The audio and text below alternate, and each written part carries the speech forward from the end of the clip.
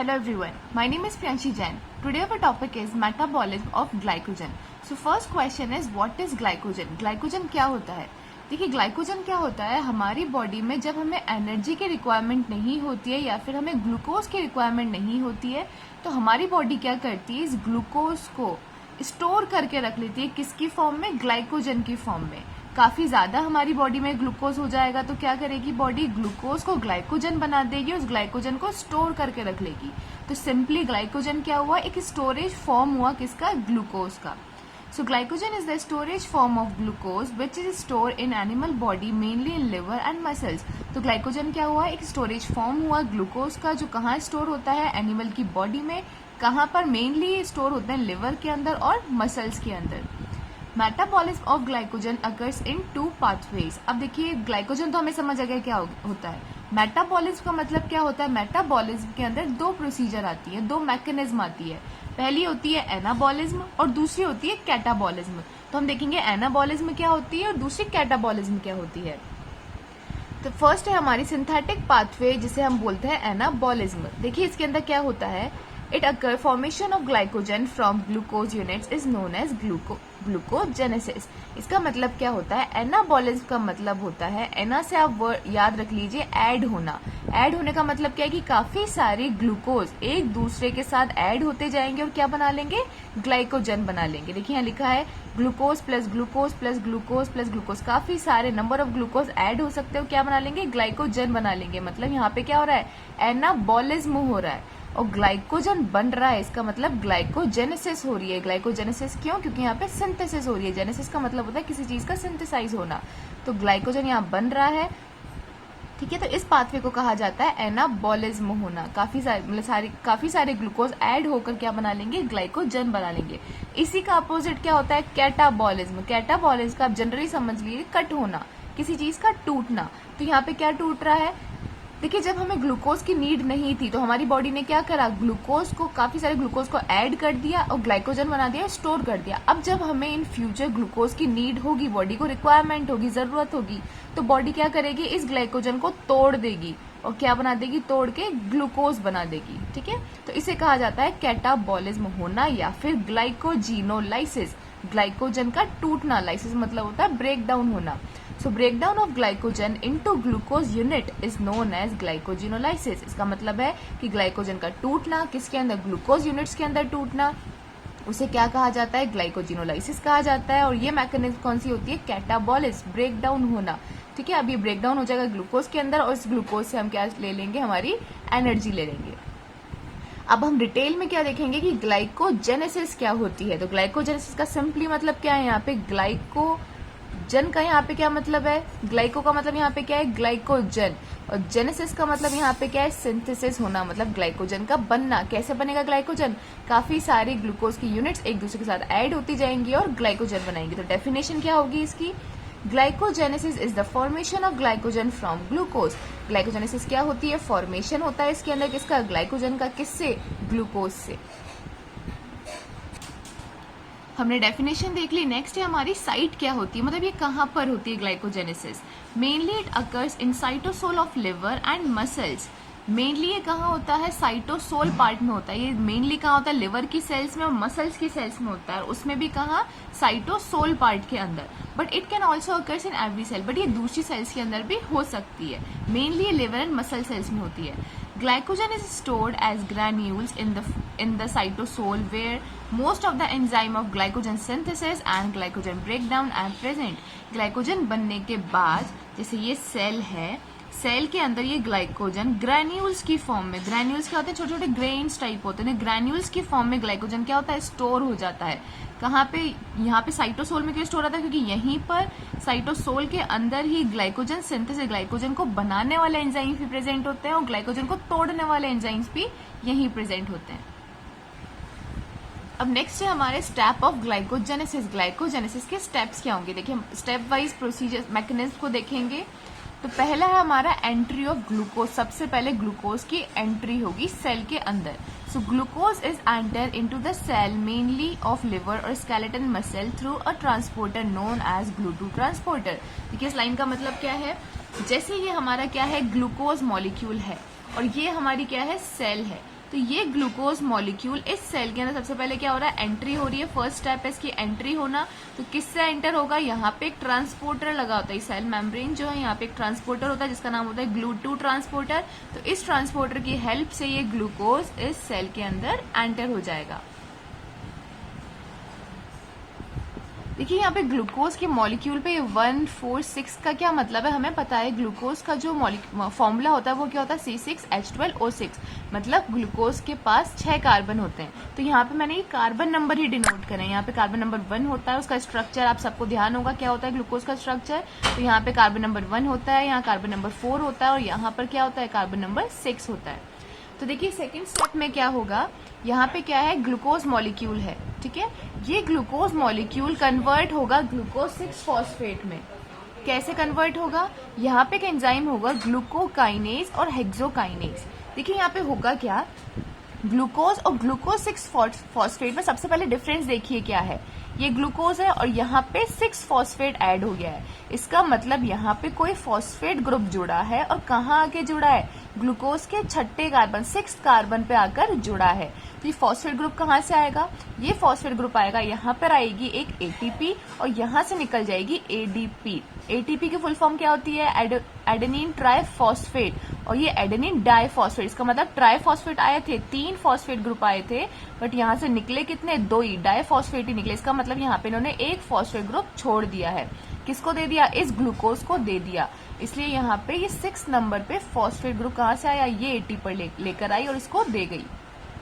कहाँ पे लग गया, देखिए डिफरेंस क्या आ रहा है, ये 146 और छठे कार्बन पे या 6 कार्बन पे क्या लग गया, फॉस्फेट ग्रुप लग गया। अब यहाँ पे एंजाइम कौन सा होता है, देखिए हमेशा ये याद रखिएगा, जहां भी फॉस्फेट ग्रुप कहीं से टूटता है, तो यहाँ से टूटा एटीपी से, और कहीं आकर अगर वो जुड़ता है तो कहाँ आकर जुड़ा, ग्लूकोज पे आकर जुड़ा, तो वहां पर जो एंजाइम आता है वहां पर काइनेज एंजाइम आता है। अभी यहाँ पे हम ग्लूकोज पे काइनेज एंजाइम आता है। अब यहाँ पे ग्लूकोज पर काम कर रहे हैं, इसका नाम क्या पड़ा है, ग्लूकोकाइनेज। और हेक्सो क्यों, क्योंकि एक 6 कार्बन की ग्लूकोज 6 कार्बन का होता है, इसलिए हेक्सोकाइनेज। लिवर में अगर ये मैकेनिज्म हो रही है, ये साइकिल ग्लाइकोजेनेसिस लिवर में हो रही है, तो वहां एंजाइम होगा ग्लूकोकाइनेज, और अगर मसल्स में हो रही है तो वहां एंजाइम होगा हेक्सोकाइनेज। तो ये बहुत सिंपल सा स्टेप था, ये था हमारा स्टेप नंबर 2। अब हम रीड कर लेते हैं। तो क्या है फॉर्मेशन, सेकंड नंबर पे क्या हो रही है, formation of glucose 6 phosphate. Glucose 6 phosphate बन रहा है। सो glucose is converted into glucose 6 phosphate. It is catalysed by the glucokinase in liver, hexokinase skeletal muscle. कौन कैटेलाइज कर रहा है इसे, ग्लूकोकाइनेज और hexokinase. It require ATP molecule and generate ADP molecule. देखिए हम जब भी कोई रिएक्शन पढ़ते हैं तो इसके अंदर हम 3 से 4 बेसिक स्टेप लिखते हैं। सबसे पहला हम स्टेप लिखते हैं, ग्लूकोज कन्वर्ट हो रहा है ग्लूकोज 6 फॉस्फेट के अंदर। ये पहला स्टेप हर साइकिल में, हर रिएक्शन में आपको दिखेगा।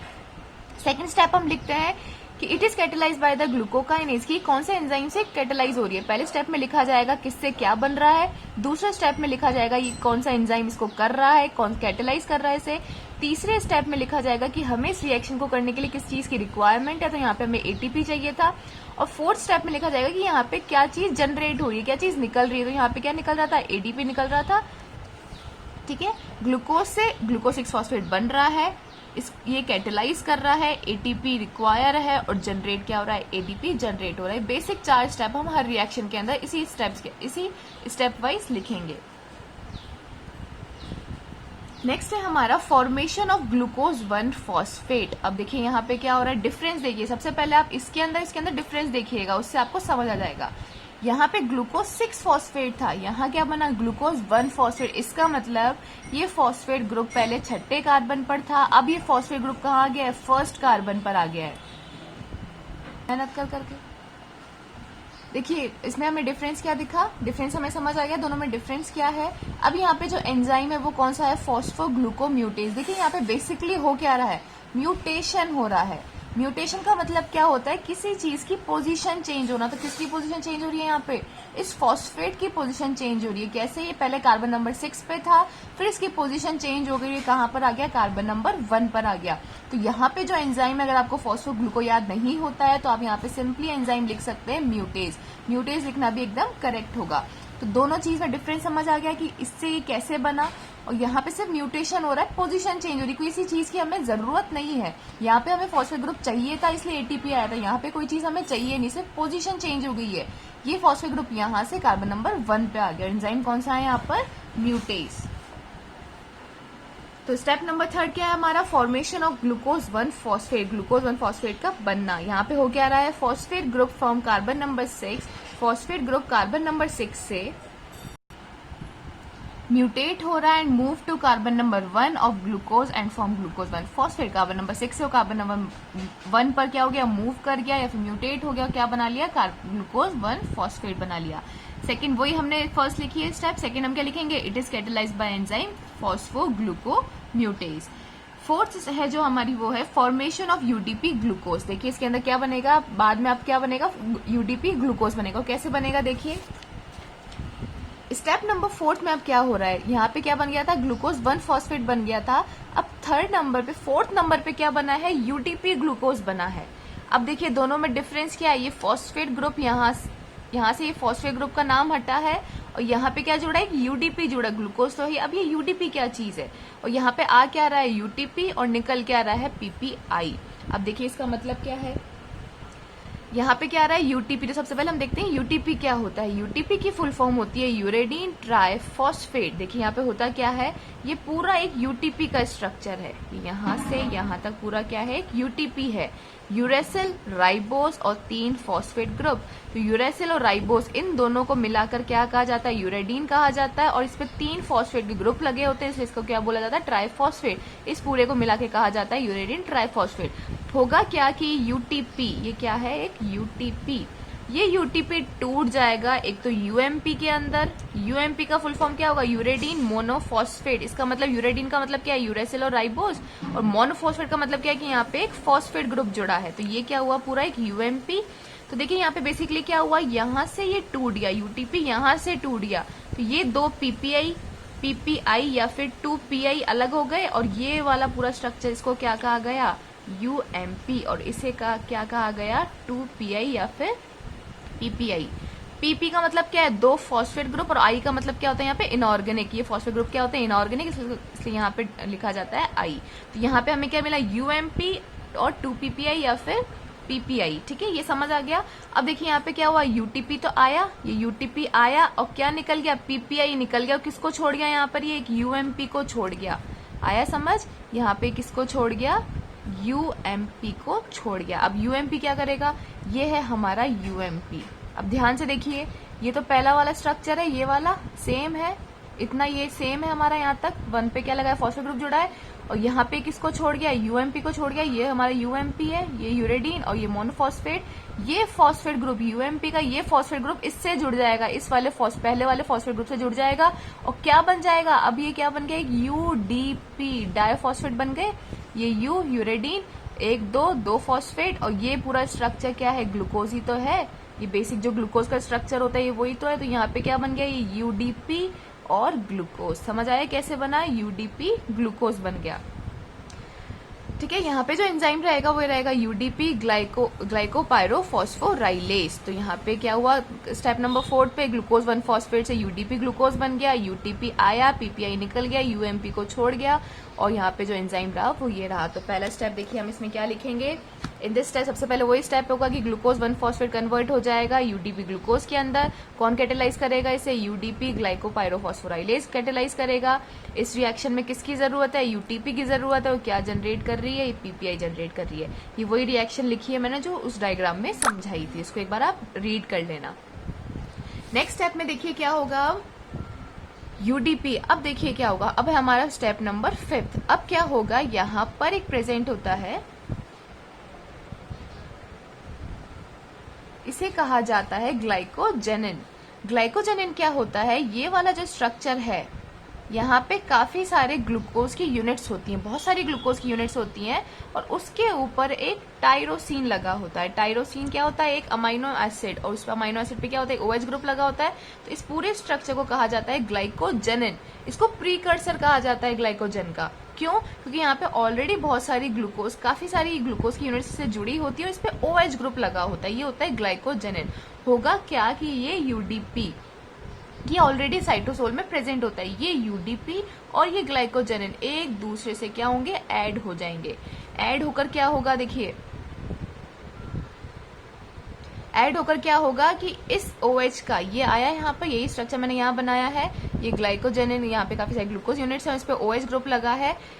होगा क्या यहाँ पर, इस ग्लूकोज से तो क्या निकल जाएगा, इस यूडीपी ग्लूकोज से क्या निकल जाएगा, ये यूडीपी बाहर निकल जाएगा, और इस OH से यहाँ से क्या निकल जाएगा, ये H आयन बाहर निकल जाएगा। इससे तो यूडीपी हट गया, इससे H हट गया, ठीक है, ये भी खाली हो गया। ये ग्लूकोज की भी, ये ग्लूकोज भी अब ये भी बॉन्ड बना सकता है और ये OH भी बॉन्ड बना सकता है, इसका H हट गया, इसका यूडीपी हट गया। ये ग्लूकोज आके जुड़ जाएगा इस ऑक्सीजन एटम के साथ। कैसे जुड़ेगा, यहाँ जहां से ये हटा ना, ये यूडीपी जहां से हटा पूरा, ये कार्बन नंबर 1, ये कौन सा है, कार्बन नंबर 1 है इसका, ये कार्बन नंबर 1 यहाँ पे आएगा और इससे इस तरीके से यहाँ पे आके जुड़ जाएगा, ठीक है। कार्बन नंबर 1 इस O से आके जुड़ गया, ये कार्बन नंबर 4 हो गया, ये कार्बन नंबर 6 हो गया। ऐसे ही क्या होगा, ये प्रोसीजर वापस चलती जाएगी, इस ग्लूकोज से दूसरा ग्लूकोज, तीसरा ग्लूकोज, इस तरीके से एक पूरी चेन बन जाएगी ग्लूकोज की, ग्लूकोज पे ग्लूकोज यूनिट्स जुड़ती जाएगी। यहाँ पे तो कार्बन नंबर 1 से जुड़ा है और ये क्या है, पहले ग्लूकोज कार्बन नंबर 4 है। यहाँ पे भी क्या आएगा, कार्बन नंबर 1 आ जाएगा दूसरे ग्लूकोज का, तो ये कार्बन नंबर 1, ये कार्बन नंबर 4, तो यहाँ पे कौन सा बॉन्ड बन रहा है, 1,4 ग्लाइकोसिटिक बॉन्ड। हमने 2 फॉर्म पढ़े हैं इसके, ग्लाइकोसिटिक बॉन्ड के 2 टाइप पढ़े हैं, एक 1,4 ग्लाइकोसिटिक बॉन्ड होता है, एक 1,6 ग्लाइकोसिटिक बॉन्ड होता है। 1,4 जो होता है वो इस तरीके से लीनियर स्ट्रक्चर के लिए रेस्पॉन्सिबल होता है, 1,6 किसके लिए होता है, ब्रांचिंग स्ट्रक्चर, वो हम आगे देखेंगे। तो 1,4 ग्लाइकोसिटिक बॉन्ड बन गया यहाँ पे स्टेप नंबर 5 के ऊपर। अब एक बार हम जल्दी से रीड कर लेते हैं। देखिए स्टेप नंबर 5 में क्या होगा, binding of glucose unit on glycogenin, glucose की यूनिट्स बाइंड हो रही है ग्लाइकोजेनिन के ऊपर। ग्लाइकोजेनिन से precursor consist of some glucose unit with a tyrosine molecule. Glycogenin क्या है, काफी सारे उसके पास ग्लूकोज की यूनिट्स होती हैं और क्या होता है, टायरोसिन का एक मॉलिक्यूल होता है जिसके ऊपर OH ग्रुप होता है। Carbon number 1 of UDP glucose makes a bond with OH group of glycogenin. Carbon number 1 जो होता है, कार्बन नंबर 1 वो क्या करेगा, यूडीपी ग्लूकोज का वो बॉन्ड बना लेगा OH ग्रुप के साथ ग्लाइकोजेनिन के। This reaction release UDP and H+ ion. इस रिएक्शन में क्या रिलीज हो रहा था, एक तो यूडीपी और H+ आयन रिलीज हो रहा था। This reaction also known as autoglycosylation. इसका मतलब क्या, ऑटोग्लाइकोराइलेशन का मतलब क्या होता है, ऑटो मतलब होता है ऑटोमेटिकली होना, यहाँ पे किसी एंजाइम की जरूरत नहीं होती है, इसलिए इसे कहा जाता है ऑटोमेटिकली होना, क्योंकि ये रिएक्शन किस बिना एंजाइम की हो रही, without an enzyme this reaction occurs automatically. Second है ग्लाइकोराइलेशन होना, इसका मतलब ग्लूकोज का जुड़ना। तो यहाँ पे क्या होता है, ग्लाइकोजेनिन पे ग्लूकोज जुड़ रहा था, इसलिए यहाँ पे ऑटो मतलब बिना किसी एंजाइम की रिएक्शन हो रही है, ग्लाइकोराइलेशन रिएक्शन हो रही है, ग्लाइकोजेनिन पे ग्लूकोज की यूनिट जुड़ रही है। अब देखिए लास्ट स्टेप जो हमारा 6th स्टेप है, उसमें क्या होगा, अब यहाँ पे काम आएगा एक ब्रांचिंग एंजाइम का। देखिए होगा क्या कि यहाँ पे एक लंबी सी चेन बन गई ग्लूकोज की, काफी सारे ग्लूकोज यहाँ पे आके जुड़ गए, ये एंजाइम यहाँ पर आएगा, एक ब्रांचिंग एंजाइम आएगा जिसको कहा जाता है ग्लाइकोसाइल ट्रांसफरेज, क्योंकि ट्रांसफर करने का काम करता है। ये क्या करेगा, जैसे वो एग्जाम्पल इसने यहाँ से क्या करा, इतनी सारी जो ये ग्लूकोज की यूनिट्स हैं उसको यहाँ से तोड़ दिया और कहाँ ले आया, ये यहाँ पे नीचे ले आया। तो यहाँ पे इसने तोड़ दिया इधर को, इस सारी ग्लूकोज यूनिट को यहाँ से ब्रेक डाउन कर दिया और कहाँ आके ऐड कर दिया, यहाँ पर आकर ऐड कर दिया। तो यहाँ पे कौन सा कार्बन नंबर है, 1 कार्बन नंबर 1 है ना, यहाँ पर जहाँ पे ये बॉन्ड बन रहा है 1,4 ही तो बन रहा है, तो इसका क्या हुआ, ये कार्बन नंबर 1 हुआ और यहाँ पे लाके इसने जोड़ा है, तो ये क्या है, इसका कार्बन नंबर 6। तो यहाँ से इसने उठाया और इसको यहाँ पे लाके, यहाँ से उठाया और यहाँ लाकर जोड़ दिया, तो ये कार्बन नंबर 6 पे लाकर जोड़ दिया, कौन सा, कार्बन नंबर 1 को। तो यहाँ पे कौन सा बॉन्ड बन गया, 1,6 ग्लाइकोसिडिक बॉन्ड। और यही क्या बन रहा है, यहाँ पे ब्रांच बनना स्टार्ट हो गई। पहले तो ये ऐसे लीनियर स्ट्रक्चर बन रहा था, यहाँ पे क्या बन गया, ये ब्रांचिंग स्ट्रक्चर बन गया। तो इसलिए क्या कहा जाता है कि 1,6 ग्लाइकोसिडिक जो बॉन्ड होता है वो किसके लिए रेस्पॉन्सिबल होता है, ब्रांचिंग के लिए रेस्पॉन्सिबल होता है। तो यहाँ पे कौन सा एंजाइम आया, ब्रांचिंग एंजाइम या फिर ट्रांसफरेज एंजाइम, क्योंकि ये ट्रांसफर करने का काम कर रहा है।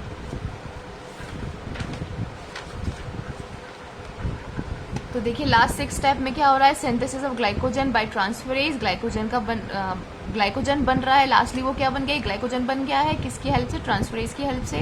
तो transferase enzyme break down some unit of glucose from this complex and transfer it into the carbon number 6 of another glucose molecule. तो ट्रांसफर एंजाइम क्या कर रहा है, ब्रेक डाउन कर रहा है ग्लूकोज की यूनिट्स को इस कॉम्प्लेक्स से, इस वाले कॉम्प्लेक्स से, और उसको ट्रांसफर कर रहा है दूसरे मतलब यहाँ पे इस ग्लूकोज के मॉलिक्यूल पर। This step result in the formation of branching chain through 1,6 glycosidic bond. इस स्टेप से क्या हो रहा है, एक 1,6 ग्लाइकोसिडिक बॉन्ड बन रहा है और क्या बन रहा है, लास्टली ग्लाइकोजन बन रहा है। अब देखिए लास्टली पूरी मैंने ओवरऑल रिएक्शन लिखी है, कार्बन नंबर स्टेप नंबर 1 से स्टेप नंबर 6 तक क्या बन गया, लास्ट में एक हमारा ग्लाइकोजन बन गया। अब लास्ट है हमारा, हम इसका एक ओवरऑल रिएक्शन देख लेते हैं। अब हर साइकिल के बाद हम लास्ट में क्या लिखते हैं, ओवरऑल रिएक्शन लिखते हैं। तो देखिए इसकी ओवरऑल रिएक्शन क्या होगी, ग्लूकोज आया था सबसे पहले, ग्लूकोज एंट्री हुआ था, फिर क्या हुए थे, काफी सारे ग्लूकोज उस ग्लूकोज पे जुड़ सकते हैं। तो यहाँ पे हमने क्या लिख दिया, एन लिख दिया, कितने भी नंबर ऑफ ग्लूकोज हो सकते हैं वो। और क्या आया था, एटीपी आया था। देखिए हम इस वाली इस साइड पे क्या लिखते हैं, क्या क्या चीज हमें चाहिए थी, क्या क्या चीज आई, और एरो बना के हम लिखते हैं कौन कौन सी चीज हमें बाद में मिली। ठीक है, तो क्या क्या आया था, सबसे पहले ग्लूकोज आया था, फिर काफी सारे ग्लूकोज उस ग्लूकोज पे आके जुड़ सकते थे। ये जैसे पहला एक हमारा ग्लूकोज था, इसमें काफी सारे ग्लूकोज आके जुड़ सकते थे, इसे हमने ग्लूकोज कहा है। और ये क्या है, नंबर ऑफ ग्लूकोज, एन यहाँ पे नंबर ऑफ ग्लूकोज बता रहा है। और क्या चाहिए था, यहाँ पे एक एटीपी आई थी, नंबर फर्स्ट स्टेप पर एटीपी आई थी। अब यहाँ पे हमने लिखा है n+1। n+1 क्यों लिख दिया, तो n तो इस ग्लूकोज के लिए और +1 इस वाली ग्लूकोज के लिए। तो हर रिएक्शन में अब हम क्या लिखेंगे, n+1 लिखेंगे। तो एटीपी चाहिए हमें कितनी, n+1। और क्या चाहिए था, यूटीपी चाहिए था स्टेप नंबर 3 पर, तो ये भी कितना चाहिए, n+1। अब आएगा क्या क्या हमें मिला, तो यहाँ पे हमें ग्लूकोज मिला है कितना, n+1, ये ग्लूकोज और एक ये, तो n+1 हमें ग्लूकोज मिले हैं। इसी को हम दूसरा क्या बोल देंगे, यही क्या है, ग्लाइकोजन। काफी सारे ग्लूकोज मिलकर क्या बन गए, ग्लाइकोजन बन गया। और क्या निकली थी, इस एटीपी से एडीपी निकली थी, कितनी निकलेगी, एटीपी n+1 आई, तो एडीपी भी कितनी निकलेगी, n+1। और यूटीपी से क्या निकला था, पीपीआई, ये कितना है, n+1, तो ये पीपीआई भी कितनी निकलेगी, n+1। और यूडीपी हमें मिला था, यूडीपी निकला था ऑटोग्लाइकोराइलेशन के टाइम पर, तो यूडीपी भी कितना निकलेगा, n+1 निकलेगा। तो ये हमारी ओवरऑल रिएक्शन हुई। लास्ट में हमने यहाँ पे स्टार्ट किससे हुआ, ग्लूकोज आया था, काफी सारी ग्लूकोज आई, और लास्ट में क्या बन गया, ग्लाइकोजन बन गया। यही क्या होती है, glycogenesis. This is all about glycogenesis. Thank you so much for watching.